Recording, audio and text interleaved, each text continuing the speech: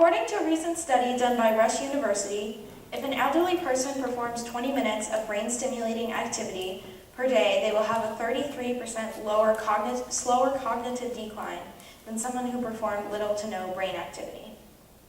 Hi, my name is Bynum, and for my senior project, I volunteered at Canterbury Hall, a small assisted living facility in Canterbury, New Hampshire. When I was trying to decide what I wanted to do for my senior project, I started to think about what I really like to do. And I really love to cook, so somehow I wanted to incorporate that into my project.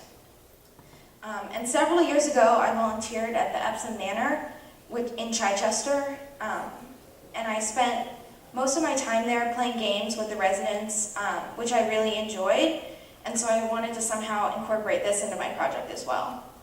However, when I was there, most of the patients there have a pretty strong case of dementia, and so it's really hard to watch some of them because they don't know where they are or what's going on. And so for my research, I wanted to incorporate that as well and kind of learn what helps slow down dementia and how I could help that.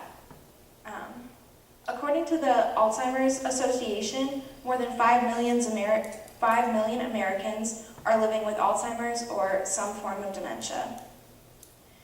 Throughout my research, I learned a lot about memory loss in the elderly. One thing that seemed most prevalent was how important it is for them to be mentally active and engaged with others. And so for my community service project, I worked with the director of Canterbury Hall, Ann Berry, and I would go in Monday, Wednesday, and Sunday, 9 to 1:30.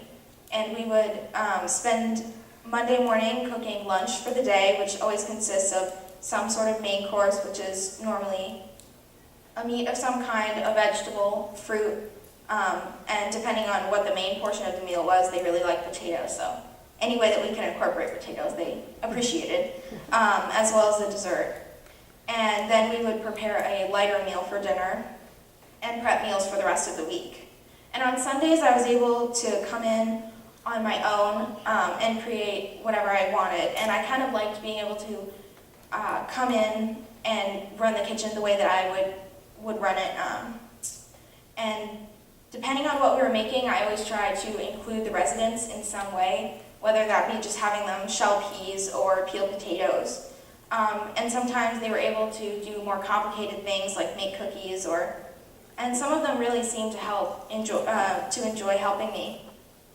And this was a really great way for them to have some mental exercise, as it can be really challenging for some of them to focus on one task for a long period of time. And this was one way that I was really able to see how my research played into my actual project. For instance, there's one resident who lives at Canterbury Hall, and her name is Jean. And throughout my time there, she was just really struggling with her memory loss. She wouldn't know where she was, and she would get really confused.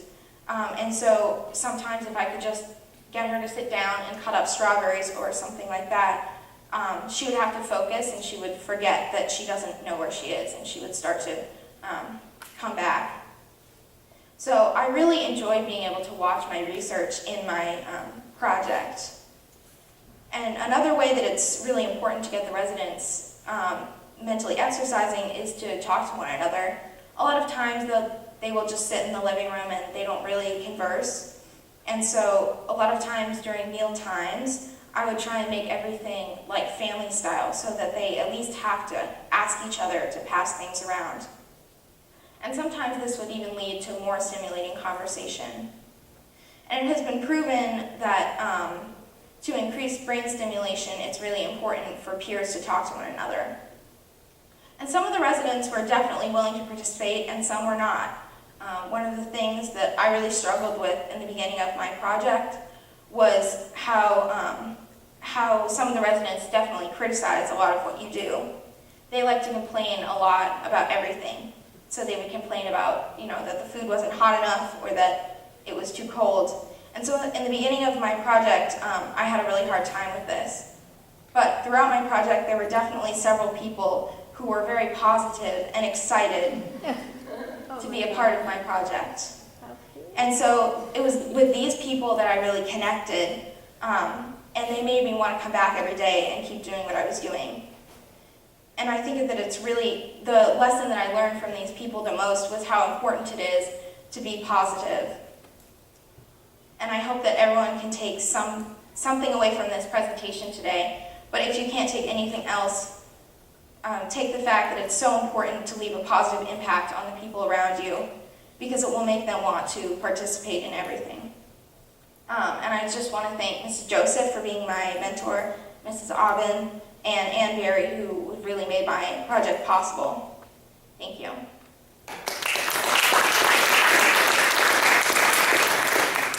Are there any questions?